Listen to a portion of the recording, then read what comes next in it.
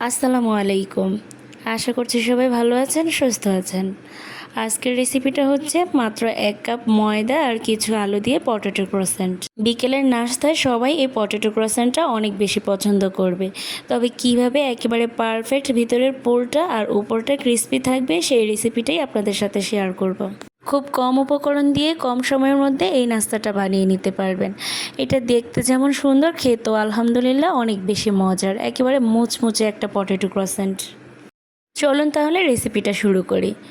প্রথমে আমি ডোটা বানিয়ে নিব। এর জন্য 1 কাপ পরিমাণে ময়দা নিয়েছি, 1 টেবিল চামচ পরিমাণে চিনি আর হাফ চামচ দিয়ে দিচ্ছি লবণ। এখন দিয়ে দিচ্ছি 2 টেবিল চামচ পরিমাণে তেল। এখানে চাইলে আপনারা ময়দার পরিবর্তে আটাও নিতে পারবেন, কোনো সমস্যা হবে না। আমি সবগুলো উপকরণ ময়দার সাথে ভালো করে মিশিয়ে নিচ্ছি, এরকম ঝুরঝুরে হবে। এরপর নর্মাল টেম্পারেচারে থাকা পানি দিয়ে এই ডোটা বানিয়ে নিতে হবে। একেবারে পানিটা দিবেন না, অল্প অল্প করে দিয়ে একটা সফট ডো আকার বানিয়ে নিতে হবে। আমার এখানে ডোটা বানাতে 1 কাপ ময়দার জন্য 1/3 কাপ পানি লেগেছে। এরপর আরও 1 টেবিল চামচ তেল দিয়ে ভালো করে ডোটা মথে নিব। ডোটা যত ভালো করে মথে নেবেন তত বেশি পারফেক্ট হবে। এরপর আমি এটা 10 মিনিট রেখে দিচ্ছি ঢেকে। এখন ভিতরের পুরটা বানিয়ে নিব। এর জন্য আমি 3টা বড় সাইজের আলু সিদ্ধ করে গরম থাকা অবস্থায় ভালো করে ম্যাশ করে নিয়েছি। 1 চামচ দিয়েছি কাঁচামরিচ কুচি আর হাফ চামচ দিচ্ছি চাট মশলা। হাফ চামচেরও কম দিচ্ছি গোলমরিচ গুঁড়ো আর হাফ চামচেরও কম দিচ্ছি হলুদ গুঁড়ো।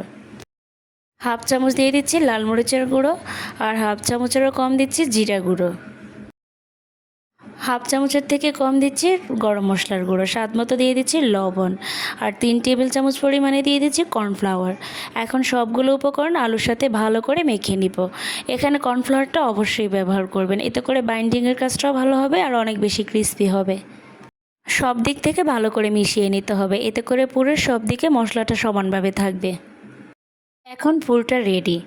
এখন আমি যে ডোটা বানিয়ে রেখেছিলাম সেই ডোটা 2 ভাগে ভাগ করে নিব। এই ডোটা 2 ভাগে ভাগ করে বড় সাইজের 2টা রুটি বানিয়ে নিব। আর এই রুটিগুলো দিয়েই পটেটো ক্রোসেন্টটা বানিয়ে নিব। প্রথমে আমি একটা লেচি নিয়ে নিয়েছি। এটা একদম পাতলা করে বড় সাইজের একটা রুটি বেলে নিতে হবে। আমরা পরোটা যেভাবে বানাই ঠিক তার থেকেও একটু পাতলা করে বড় করে বেলে নিতে হবে। ডোটা অবশ্যই পারফেক্টভাবে বানাবেন, তাহলে রুটিটা বেলে নিতে অসুবিধা হবে না। আমার রুটিটা বেলে নেওয়া হয়ে গিয়েছে। এখন ঠিক মাঝখান বরাবর একটা বাটি দিয়ে দিব। আর বাটিটা দিয়ে চারদিকে দিয়ে দিব আলুর পুরটা।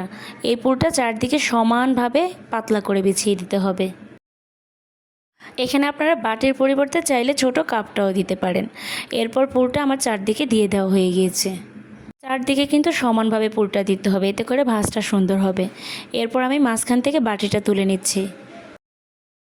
বাটিটা তুলে নিয়ে একটা ছুরির সাহায্যে এখন ছোট ছোট করে কেটে নেব।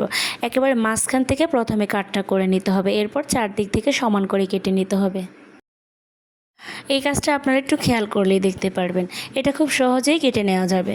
আমার একটা রুটি দিয়ে প্রায় 14টার মতো ক্রোসেন্ট হয়েছে। কেটে নেওয়া হয়ে গেলে এখন আমি ভাঁজটা দিয়ে দিব। এটা খুবই সহজ, শেষের দিক থেকে ভাঁজ দিতে দিতে সামনের দিকটা পর্যন্ত চলে আসবে। এই ভাঁজটা কিন্তু সবাই দিতে পারবেন, একটু খেয়াল করলেই দেখতে পারবেন আমি ভাঁজগুলো কিভাবে দিচ্ছি। আর মুখটা সিল করারও কোনো ঝামেলা নেই, হাত দিয়ে পেঁচিয়ে দিলেই এটা লেগে যাবে। আমার সবগুলো প্রায় বানানো শেষ। এরপর আমি কড়াইয়ে পর্যাপ্ত পরিমাণে তেল দিয়ে ভালো করে গরম করে নিয়েছি। চুলার আঁচটা লোয়ে রেখে এগুলো ভাজতে হবে। সবগুলো দিয়ে আমি ভেজে নিচ্ছি। অবশ্যই কিন্তু চুলার আঁচটা মিডিয়াম টু লোয়ে রেখে দিবেন, এতে করে অনেক বেশি ক্রিস্পি হবে আর ভিতরটাও পারফেক্টভাবে হবে।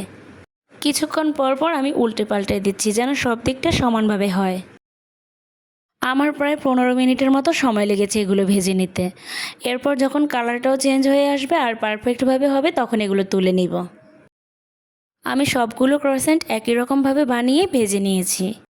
শুধুমাত্র 1 কাপ ময়দা আর আলু আর অল্প কিছু উপকরণ দিয়ে প্রায় 30টার মতো ক্রোসেন্ট বানিয়ে নিয়েছি। আর এই পটেটো ক্রোসেন্টটা ছোট থেকে বড় সবাই অনেক বেশি পছন্দ করবে।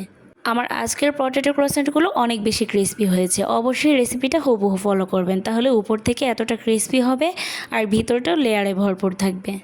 আশা করছি আমার আজকের রেসিপিটাও আপনাদের কাছে ভালো লেগেছে। আর ভালো লাগলে একটা লাইক কমেন্ট শেয়ার করে দিবেন। আর প্লিজ আমার চ্যানেলটা সাবস্ক্রাইব করে সাথেই থাকবেন। যারা ফেসবুক থেকে দেখছেন অবশ্যই পেজে ফলো দিয়ে রাখবেন এরকম মজার সহজ রেসিপিগুলো পাওয়ার জন্য। আল্লাহ হাফেজ, আসসালামু আলাইকুম।